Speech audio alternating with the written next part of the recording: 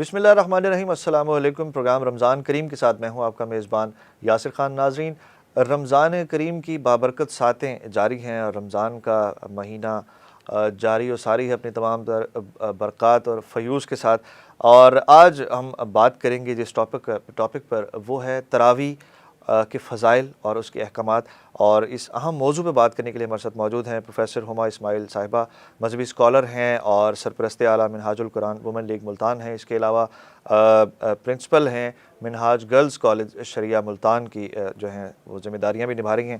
اچھا پروفیسر صاحبہ، یہ بتائیے گا کہ تراویح بیسکلی ہے کیا، اس عبادت کا مقصد کیا ہے اور اس کا فلسفہ کیا ہے؟ بسم اللہ الرحمن الرحیم۔ تراویح ترویہ سے ہے نا، ترویہ کہتے ہیں 4 رکعت نماز۔ جی، تو آقا صلی اللہ علیہ وآلہ وسلم کی سنت مبارکہ میں یہ چیز شامل ہوئی، اور آقا علیہ السلام نے اپنی زندگی میں 3 ٹائم جو ہے نا اس کو آفر بھی کیا، تو اس کا حکم جو ہے وہ واجب کے درجے میں ہوتا ہے۔ تو ترویہ 4 رکعت ہو گئیں، تو عربی زبان میں 2 چیزیں ہو نا تو اس کو تسنیہ کہتے ہیں۔ جی، تو ترویہ کی اگر ڈبل کرتے ہیں تو 8 رکعتیں ترویحان بن جائے گا، اور اس کی جب پلورل کرتے ہیں نا اس کو جمع کہتے ہیں، تو وہ بنتا ہے تراویح، یعنی 8 سے زیادہ رکعت کو پڑھنا ہوگا۔ اب وہ ہے کیوں، اس کے پیچھے جو حکم خدا ہے وہ انڈرسٹوڈ بات ہے، حکم خدا ہم تک پہنچتا ہے نبی پاک صلی اللہ علیہ وآلہ وسلم کے توسط سے۔ تو آقا صلی اللہ علیہ وآلہ وسلم کا فرمان ہے کہ جس نے رمضان کے روزے ایمان اور احتساب کے ساتھ رکھے اور اس کی راتوں میں قیام کیا تو اس کے پچھلے سارے گناہ معاف کر دیے جائیں گے۔ اب ایمان، الحمدللہ وی آر دا مسلمس، اور پھر اس کے بعد احتساب ہے سیلف انالیسس۔ سیلف انالیسس ہم یا اپنا تجزیہ جو ہے وہ تبھی کر سکتے ہیں، کسوٹی تب کر سکتے ہیں جب کہ ہمارے سامنے رائٹ رانگ کو بول رہا ہوتا ہے کہ یہ کام اچھے لوگ کرتے ہیں، دیز آر گڈ ایتھکس اور دیز آر بیڈ، یہ برے رذائل اخلاق میں سے ہیں۔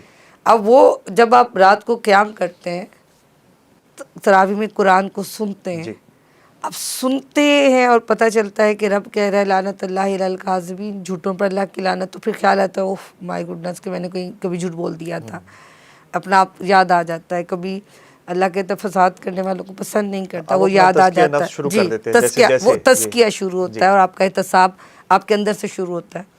وہ کہتا ہے کہ وہ تو پسند کرتا ہے انصاف کرنے والوں کو، اور آپ کہتے ہو آج تو میں نے بڑا اچھا ڈیسیژن لیا ایز اے پرنسپل۔ میں اپنی ذمہ داریوں میں بہت ساری ایسی چیزیں ہوتی ہیں، آپ کو فیصلے لینے ہوتے ہیں۔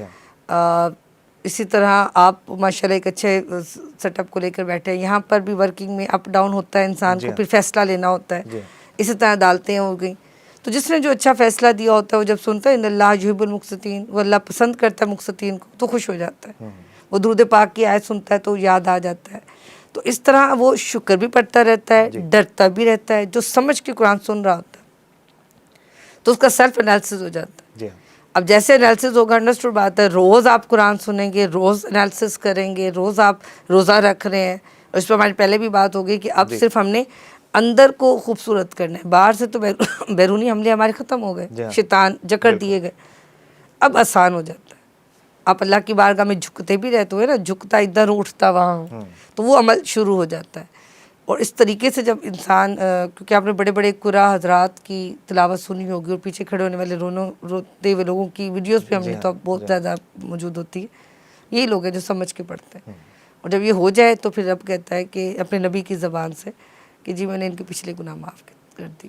تو یہ اصل تراویح یہی ہے، اس کا بیسک مقصد ہے قرآن کو سننا۔ اب ہمارے ہاں انفارچونیٹلی بدقسمتی میں کہوں گی اس کو بہت بڑی، کہ ہم قرآن سن رہے ہوتے ہیں بٹ ہم نہیں جانتے ہم کیا سن رہے ہیں۔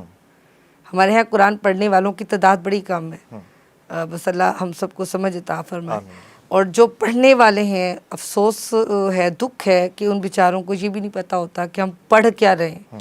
تراویح سننے ہم مسجد میں جاتے ہیں، ہمیں فوکس ہوتا ہے کہ امام صاحب کی قرأت میں آواز کیسی ہے، سیکنڈ فوکس ہوتا ہے کتنی جلدی پڑھاتے ہیں، کتنا سلو پڑھاتے ہیں، اور بس اس کے بعد ہم نے دعا کرانی ہے۔ کبھی ہمارے پاس ٹائم ہے تو 20 پوری پڑھیں گے، اللہ نہ کرے کبھی ٹائم نہیں ہے تو 20 18 میں سے 20 میں سے کبھی 16 پڑھ لیں، کبھی 12 پڑھ لیں، تو چھوڑ کے آ جاتے۔ یہ اصل میں ہے کہ ہم نے وہ جو چیز جیسی تھی نا ویسا حاصل نہیں کیا، اور وہی وجہ ہے کہ آج جیسے کہ روزہ اس کا حق ادا نہیں کیا، اس کے میں بڑی ایک سیدھی سی مثال دوں کہ ہم رمضان پہ رمضان گزار جاتے ہیں لیکن ہم قرآن سے اٹیچ نہیں ہوئے ہوتے. تراویح اس مقصد کے لیے تھی. یہ ایسے ہے جیسے آپ کسی ڈاکٹر کے پاس جاتے ہیں اور وہ آپ کو کوئی بھی تکلیف ہے وہ آپ کو میڈیکیشن کرتا ہے آپ کی ساری, اور آپ کو پورا آپ کا یہ میڈیسن اس ٹائم لینی ہے اور یہ آپ کو یوز کرنا ہے اور یہ یوز نہیں کرنا. آپ میڈیسن لیں لیکن جو ریسٹرکشنس تھیں اور جو ٹائمنگ ڈاکٹر نے بتائی آپ اس کو فالو نہیں کرتے. آپ بس وربلی بس کبھی ادھر لے لی تو کبھی اس ٹائم لے لی, یہ ٹیبلٹ صبح میں لے لی, یہ دوپہر میں لے لی, جو ایسے نہیں تھا تو آپ ٹھیک نہیں ہوتے. پھر ہم ڈاکٹر پہ بلیم نہیں کر سکتے. جب آپ جاتے ہیں تو ڈاکٹر کا پہلا سوال یہ ہوگا کہ جو میں نے آپ کو پرسکرائب کیا تھا اس کے اکارڈنگ کیا یا اپنی مرضی کی, پرسکرپشن ہی فالو نہیں کیا تو پھر شکایت کیا بنتی ہے؟ شکایت نہیں. اب ہمارا حال بھی بہت زیادہ اس طرح, ہم اللہ کی رحمت پانے کے لیے تڑس رہے ہیں, ملتی نہیں ہے. وہ 70 ماؤں سے زیادہ محبت کرنے والا رب ہے. ایسا نہیں ہے کہ اس نے نعمتیں بند کر دی, وہ دے رہا ہے جیسے ایک ماں کرتی رہتی ہے, پھر بھی وہ رب ہے, وہ محبت تو کر رہا ہے لیکن وہ رحمت نہیں دے رہا. اب ہم فیل کریں تو ہمارے رزق میں, ہمارے وقت میں, ہماری صحت میں, ہماری ریسیٹیشن آف قرآن میں, ہم وہ جیسے ہم اس دن بات کر رہے تھے کہ حضرت ابو سعید خدری قرأت کرتے ہیں نور برستا ہے. ہمارے ساتھ ویسا نہیں ہوتا. اس کے پیچھے بہت بڑی وجہ یہ ہے کہ ہم اپنا سیلف انالیسس نہیں کرتے ہیں, قرآن کو قرآن سمجھنے کی کوشش سمجھتے نہیں نہیں, کرتے. ہمیں پتہ ہی نہیں ہوتا امام صاحب کیا کہہ رہے ہیں. اور کہیں ایسا ہو بھی سکتا ہے جو لوگ سن رہے ہیں کہ کبھی ایسا ہوتا ہے کہ نماز میں اچانک کوئی بچہ کوئی حرکت کر گیا, سننے کی حد تک ہو گیا, دیکھ ایک دم ہمیں ہنسی آ گئی, اور ہمیں نہیں پتا کہ اس وقت جو آیت پڑھی جا رہی تھی وہ تو دوزخ کے بارے میں تھی, عذاب کے بارے میں تھی, اللہ کی ناراضگی کے بارے میں تھی. تو یہ چیزیں ضروری ہیں کہ جب ہم تراویح پڑھیں ہمیں پتہ ہو کہ ہم سن کیا رہے ہیں. جی تراویح, اچھا تراویح کے حوالے سے پروفیسر صاحبہ یہ بھی بتائیے گا کہ پڑھنے کے اس کی تعداد کے حوالے سے کیا احکامات ہیں اور اہتمام کے حوالے سے کیا احکامات ہیں؟ تعداد تو اس کی 20 ہے جی, اور اس میں مطلب صحیح بخاری کے اندر بھی اور صحیح مسلم کے اندر بھی بڑی متفق علیہ احادیث ہیں, دونوں کتابوں کی متفق علیہ ہیں, بڑی مستند حدیث ہیں. اور اس میں جو ہمارے سامنے احکامات ہیں وہ بتاتے ہیں 20 رکعت بھی پڑھی نبی پاک نے 12 بھی پڑھی ہیں, اینڈ سم ٹائم جی جو کوئی ایک ضعیف روایت ہے جو بتاتی ہے کہ 8 رکعت بھی پڑھی. جی یہ بڑی کیٹیگوریکل چیز ہے, میں آپ سے شیئر کر لیتی ہوں. آپ کو ابھی ہمارے یہاں مہنگائی ماشاءاللہ بہت زیادہ ہو گئی, تو ابھی میں آپ کو گندم کا ریٹ بتا دیتی ہوں کہ جی وہ ہے جی 5000 پہ, کوئی کہتا ہے کہ نہیں جی 48 ہے, کوئی آپ کو کہتا ہے نہیں جی 4000. تو آپ کی سینس کیا کہے گی کہ آپ کتنے پیسے لے کر جائیں گے؟ جی تو انڈرسٹوڈ بات ہے, آپ میکسیمم لے کے جائیں گے کہ اگر ایک کوئی کہہ رہا ہے 5000 ہے, کوئی کہہ رہا ہے نہیں جی 4500 ہے, کوئی کہتا ہے 4000. تو ایک عقل مند شخص 5000 پورا لے کے جائے گا کہ جتنے کی آئے گی پوری ہو تو جائے نا. تو اسی طرح ہم نے آخرت میں جانا ہے. بالکل, تو ہم پوری تیاری کے تو ساتھ پوری تیاری میں تو وہ 20 ہے نا, 20 کا فگر بھی ہے, 12 بھی حضور نے کبھی پڑھی تھی, کبھی 8 بھی ہوئی تھی. تو ہمیں کیا کرنا ہوگا, تو ہمیں میکسیمم پہ جانا چاہیے تاکہ جب کبھی وہاں پہنچے تو پتہ چلے حضور نے تو 20 پر ہی فوکس کروایا تھا اور ہم تھوڑی لے کے چلے گئے تو پھر گناہگاروں میں شمار ہوں گے. مقصد تو قرآن سننے کا ہے, اس جی کو بیسکلی سمجھنے کا ہے, اور اس قیام کے دوران قرآن کے جو احکامات ہیں, جو اس کی آیتیں ہیں, جو اس کا فلسفہ ہے, جی اس کو مفہوم ہے, سمجھا جائے, اس کو سمجھنے کی ضرورت ہے.